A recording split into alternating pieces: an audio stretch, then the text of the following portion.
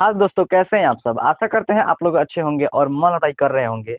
इस सेशन में हम लोग इस प्रश्न को डील करने वाले हैं। ये प्रश्न क्या कह रहा है, समझते हैं पहले इसको हम लोग। Two forces 3 newton and 2 newton are at angle theta, ठीक है, such that the resultant is R.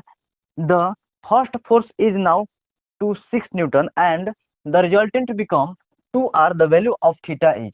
मतलब क्या हुआ, पहले प्रश्न को समझते हैं कि दो फोर्स दिया गया है, एक है 3 न्यूटन का और दूसरा जो है 2 न्यूटन का, ठीक है। और कहा गया है कि दोनों के बीच में जो एंगल बन रहा है वो थीटा बन रहा है, ठीक है, बता दिया गया है पहले ही। फिर कहा जा रहा है कि इस प्रकार से कि वो दोनों दिया गया है फोर्स 3 न्यूटन का और 2 न्यूटन का, कि उनके बिटवीन जो बन रहा है रिजल्टेंट वेक्टर वो कितना दिया गया है, उसका मैग्नीट्यूड दिया गया है आर, ठीक है। The first force is now to 6 newton. क्या कर दिया गया कि पहला जो फर्स्ट फोर्स था हमारे पास 3 न्यूटन दिया गया था, उसको बढ़ाकर 3 से 6 कर दिया गया 6 न्यूटन, ठीक है। और बी जैसा था वैसे ही रहेगा 2 newton. And the resultant become 2 R. अब जो बना हमारे पास रिजल्टेंट वेक्टर जो न्यू बना, उसका जो मैग्नीट्यूड है वो कितना हो गया, 2 आर हो गया। तो कहा जा रहा है कि जो थीटा था हमारे पास फर्स्ट फोर्स और सेकंड फोर्स के बिटवीन, उसका वैल्यू बताना है हमें। तो इस तरह के प्रश्न को हम लोग पहले भी डील किया था, पहले उसको थोड़ा सा हम रिकॉल कर रहे हैं समझने के लिए। उसमें क्या था, उसमें कुछ ऐसा था, इधर समझिएगा कि दिया गया था हमें क्या, एक दो दिए गए थे फोर्स हमें, ठीक है ना। फोर्स समझ लीजिए, फिर दो वेक्टर दिए थे हमें, जैसे कि वेक्टर ए और वेक्टर बी। तो यदि हम मान ऐसे देखिए, समझिएगा कि ये हमारा वेक्टर ए है और ये हमारा क्या है, वेक्टर बी है, ठीक है। तो था कुछ ऐसा वहां पर कि वो दोनों जो वेक्टर थे ना, जो दिए गए थे, दोनों जो मान लीजिए फोर्स दिए गए थे, तो दोनों क्या थे कि सेम मैग्नीट्यूड के थे। उनका जो मैग्नीट्यूड था वो क्या था, सेम था। जो दिया गया था क्या, उसमें ए दिया गया था, ठीक है ना। मतलब कि ये जो वेक्टर ए है, इसका जो मैग्नीट्यूड होगा, जो वेक्टर ए का मैग्नीट्यूड होगा वो कितना होगा, ए होगा, ठीक है, इस तरह से। और जो वेक्टर बी होगा, उसका जो मैग्नीट्यूड होगा वो भी हमारा ए ही होगा। दोनों के जो है, दोनों के मैग्नीट्यूड जो है वो सेम दिया गया था। समझ रहे बात क्या कर रहे हैं, ऐसा दिया गया था। मतलब कि ये जो पूरा हमारे पास लेंथ है, ये पूरा वेक्टर ए है, इसका मैग्नीट्यूड ए है, वेक्टर बी का मैग्नीट्यूड ए है, ऐसा दिया गया था। और बताया गया था उसमें यह बात कि इन दोनों का जो हमारे पास बनेगा रिजल्टेंट वेक्टर, वो क्या दिया गया था, वहां पर आर दिया गया था, उसका मैग्नीट्यूड आर दिया गया था। रिजल्टेंट वेक्टर का मैग्नीट्यूड जो है वो दिया गया था क्या, आर, ठीक है। तो उसके बाद क्या कर दिया गया था, जो वेक्टर बी है उसको डबल कर दिया गया था। मतलब कि यहाँ पर वेक्टर ए है, वेक्टर बी भी ए ही है, ठीक है ना, क्या है, ए ही है दोनों। लेकिन वहीं पर क्या कर दिया गया सेकंड केस में, कि वेक्टर बी को डबल कर दिया गया कुछ इस तरह से कि ये हमारा ए है ना, यहाँ बी हो गया इस तरह से डबल। ये हमारे पास वेक्टर ए है जैसे था वैसे।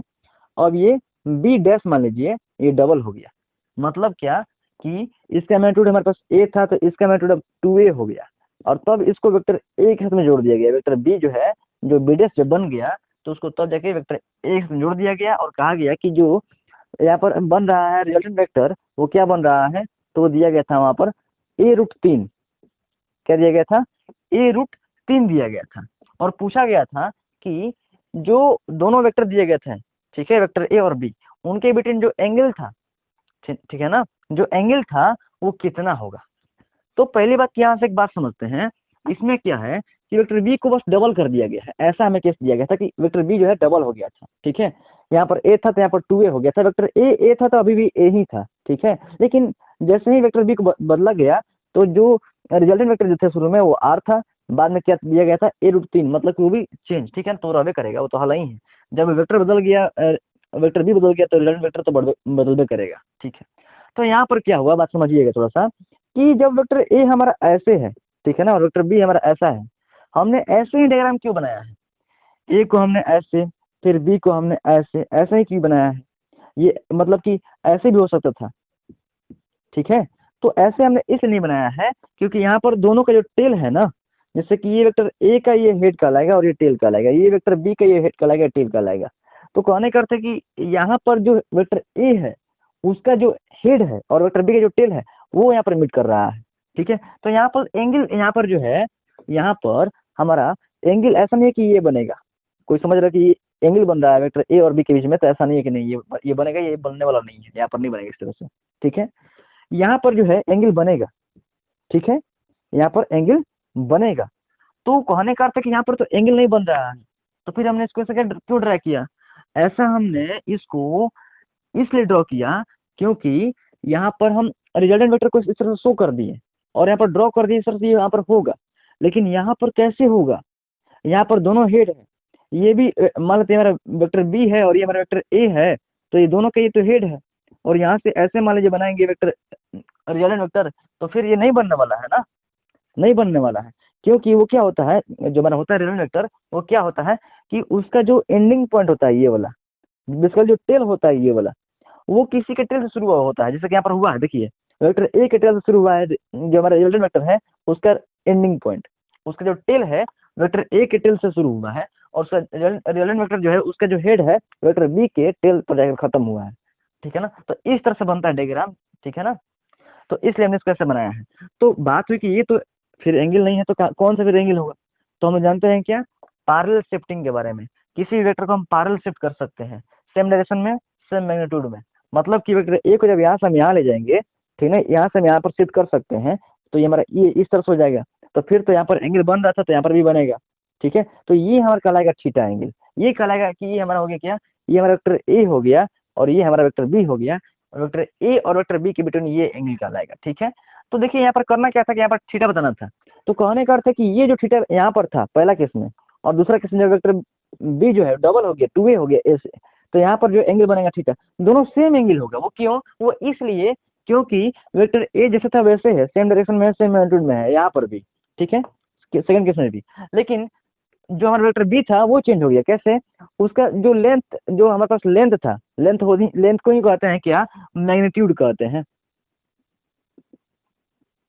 मैग्नीट्यूड क्या होता है बेसिकली, जो ये एरो डायग्राम होते हैं वेक्टर्स के लिए, उसके जो लेंथ होते हैं ना, जो लेंथ होते हैं वही रिप्रेजेंट करते हैं उस वेक्टर के मैग्नीट्यूड को, ठीक है ना। तो यहाँ पर वेक्टर बी जो है, इसका मैग्नीट्यूड यदि ए दिया गया था और बाद में 2a हो गया, इसका मतलब क्या हुआ कि वेक्टर बी का मैग्नीट्यूड, मतलब कि वेक्टर बी जो होगा तो चेंज तो हो ही गया, ठीक है ना, क्योंकि मैग्नीट्यूड या फिर डायरेक्शन किसी एक के बदल जाने से भी वेक्टर बदल जाता है। दोनों बदलेगा तो वेक्टर तो बदलेगा ही बदलेगा, किसी एक के बदल से भी वेक्टर बदल जाता है। तो यहाँ पर समझिए की बात को कि वेक्टर बी जिस डायरेक्शन में यहाँ पर है उसी डायरेक्शन में यहाँ पर भी है। तो क्या यहाँ पर वेक्टर बी को जब हम वेक्टर बी के जब मैग्नीट्यूड बढ़ा दिए, बेसिकली जब लेंथ बढ़ा दिए एरो डायग्राम का, तो क्या थीटा पर कोई प्रभाव पड़ने वाला है? नहीं पड़ने वाला है। कैसे पड़ेगा? ये हमारा वेक्टर ए था, ये हमारा वेक्टर बी यहाँ पर है, यदि इसको कब हम बढ़ा देते हैं कहीं एंगल बदल जाएगा? नहीं बदलेगा, है ना। तो इसलिए जो यहाँ पर थीटा था वही थीटा यहाँ पर भी रहेगा, वैसे ही रहेगा। बात थी कि थीटा क्या होगा यहाँ पर, ऐसा प्रश्न दिया गया था, ठीक है। तो ऐसा था यहाँ पर कि कुछ नहीं करना था, यहाँ पर समझना था कि क्या होता है कि जो हमारा होता है मैग्नीट्यूड रिजल्टेंट वेक्टर का, ठीक है ना, जो कि यहाँ पर क्या दिया गया था सेम से उसमें, तो a√3 तो बराबर होता है किसके, तो a square plus b square plus 2ab cos theta के। तो ए स्क्वायर मतलब कि वेक्टर ए का मैग्नीट्यूड, क्या वेक्टर ए का मैग्नीट्यूड को ए, ठीक है, यहाँ पर ए जो है मैग्नीट्यूड ये है किसका, वेक्टर ए का। उसी तरह से यहाँ पर 2a जो है क्या है, मैग्नीट्यूड है वेक्टर बी का। समझ में रही बात? तो यहाँ पर क्या हो जाएगा, एक बार ए स्क्वायर, एक बार 2a का square that is 4a square, फिर प्लस 2ab cos थीटा। तो 2a क्या है, ए है, b क्या है, 2a है, मतलब कि 2 दूनी 4 a स्क्वायर, फिर cos theta plus 4a square cos theta. ये फॉर्मूला होता है, ये रूट में होता है। अब यहाँ से हम डायरेक्ट निकाल लेंगे cos थीटा का वैल्यू, तो हमारे यहाँ पर क्या हो जाएगा, थीटा निकल जाएगा। कैसे? यहाँ पर ये जो रूट है इधर आएगा तो स्क्वायर हो जाएगा, मतलब क्या हो जाएगा 3a स्क्वायर, इधर क्या हो जाएगा 4 और 1 5, मतलब कि 5a स्क्वायर हो गया, plus 4a square cos theta.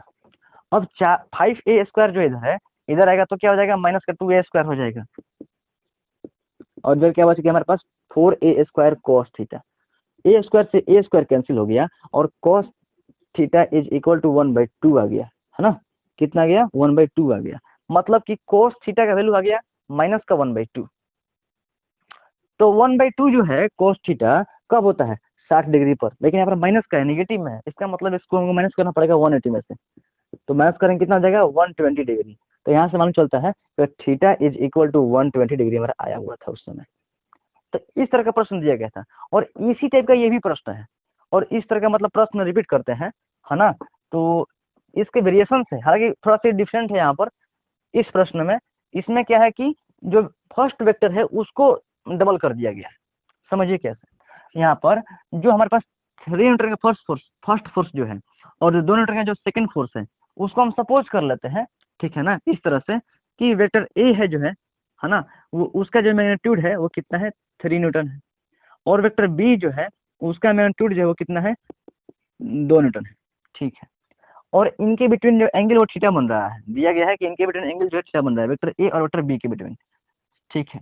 और वेक्टर ए और वेक्टर बी का जो क्या है कि जो हमारे पास है रिजल्टेंट वेक्टर वो क्या दिया गया है आर दिया गया है, उसका मैग्नीट्यूड दिया गया है आर ना, नहीं resultant vector is R, resultant is R मतलब कि मैग्नीट्यूड नहीं होगा।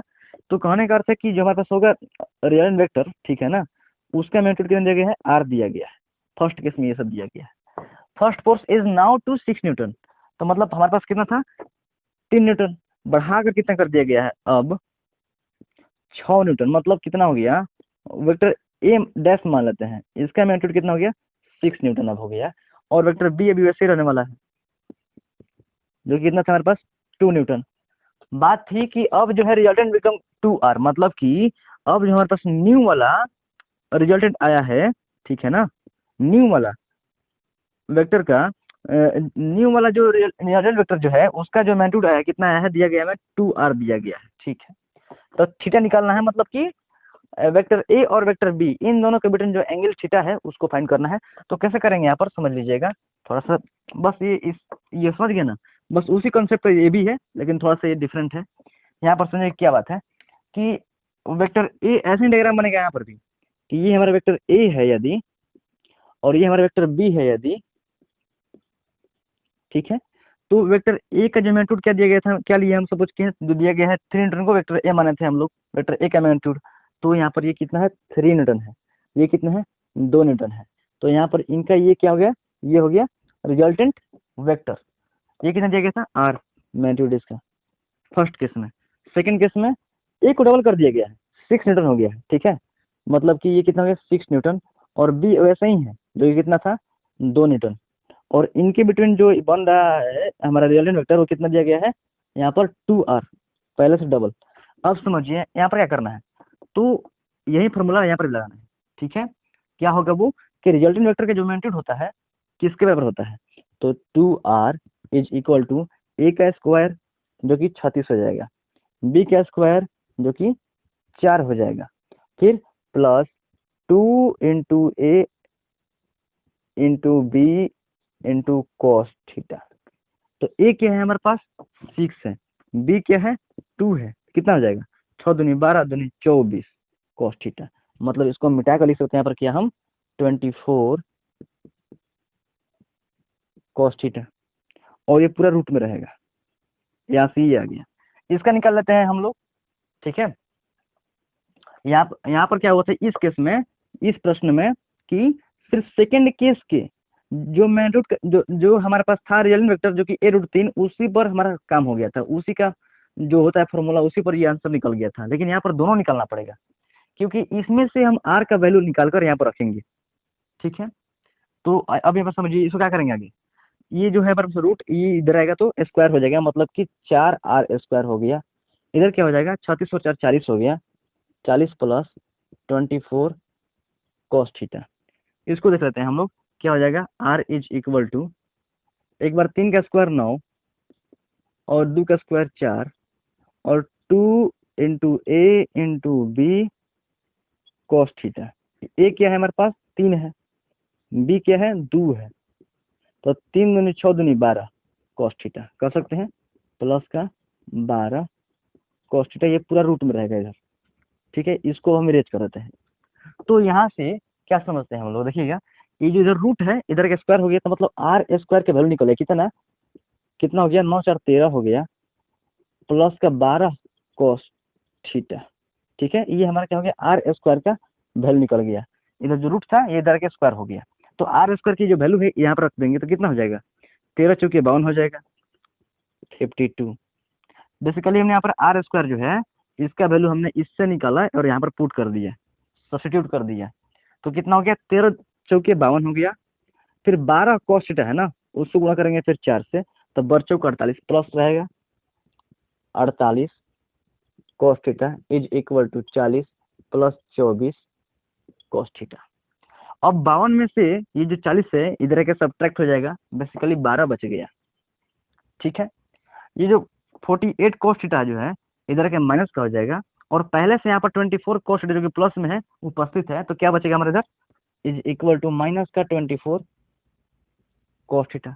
तो अब यहाँ से जो 24 इधर आएगा डिवाइड में और माइनस इधर आ जाएगा, तो क्या हो जाएगा, cos theta is equal to minus 1/2, जो कि बेसिकली वही आ रहा है। ठीक है, तो क्या कहेंगे यहाँ से हम लोग कि cos theta is equal to minus का 1/2। cos थीटा कब 1/2 होता है, 60 डिग्री पर, लेकिन माइनस का है, इसका मतलब कि हम इसको माइनस कर देंगे 180 में से 60, तो कितना देगा 120 डिग्री। तो बेसिकली कहेंगे हमारा आंसर क्या हो गया, यहाँ से हमारा आंसर जो है theta is equal to 120 degree, जो कि क्या है, थीटा हमारा जो फर्स्ट फोर्स जो है 3 न्यूटन, मतलब कि जो फर्स्ट फोर्स और सेकंड फोर्स के बीच जो एंगल था वो है। दोनों ही केस में थीटा ही रहेगा। एंगल हमारा यहाँ पर कैसे बनेगा, कुछ इस तरह से बनेगा। आगे इसको हम पैरेलली यहाँ से हटा के यहाँ पर शिफ्ट कर सकते हैं, कोई दिक्कत नहीं है। फिर हमारा ये थीटा एंगल बनेगा। एंगल यहाँ पर क्यों बनेगा, क्योंकि इसका जो टेल है और इसका जो टेल है बेसिकली आपस में मीट कर रहे होंगे। यहाँ पर टेल टेल से मीट करेगा तो एंगल बनेगा, हेड हेड से मीट करते एंगल बनेगा, हेड टेल से मीट करेगा तो एंगल नहीं बनेगा। ठीक है, तो इस तरह से हमारा एंगल बन सकता है, यहाँ पर बनेगा, थीटा यहाँ पर भी बनेगा, यहाँ पर भी बनेगा। तो इसको हम ऐसे भी समझ सकते हैं डायरेक्टली कि इसको हम यहीं पर रहने दें, ठीक है, और इसको हम थोड़ा सा एक्सटेंड कर दें इस तरह से, और यहाँ पर थीटा बन गया, यहाँ पर वैसे ही थीटा बन गया। तो हुआ क्या है यहाँ पर, इस केस में क्या था कि ए का मैग्नीट्यूड बढ़ा दिया गया था, डबल कर दिया गया था। इस केस में क्या था कि यहाँ पर बी का मैग्नीट्यूड डबल कर दिया गया था, और यहाँ पर ए का जो वेक्टर ए है उसका मैग्नीट्यूड डबल कर दिया गया था, बस और कुछ नहीं। इसमें क्या था कि इसमें बस इसी के जो फॉर्मूला होता है कि R is equal to root में, आर क्या मतलब, आर मतलब कि दोनों वेक्टर के बिटवीन जो रिजल्टेंट वेक्टर थे है ना, उसका मैग्नीट्यूड जो था वो आर लिया गया है, और वो R is equal to root में a square plus b square plus 2ab cos theta. A और बी क्या, तो वो दोनों वेक्टर जिनके बिटवीन एंगल थीटा था। ठीक है, तो वो जो फॉर्मूला होता है उसी पर, बस इसी के फॉर्मूला पर काम हो गया था यहाँ पर। लेकिन यहाँ पर क्या है कि इसमें से इस्तेमाल किया गया उसी को, जो हमारे पास आर स्क्वायर जो वैल्यू आया इसमें से, उसको हमने यहाँ पर पटका इसमें और बस वैल्यू निकाल लिया बस।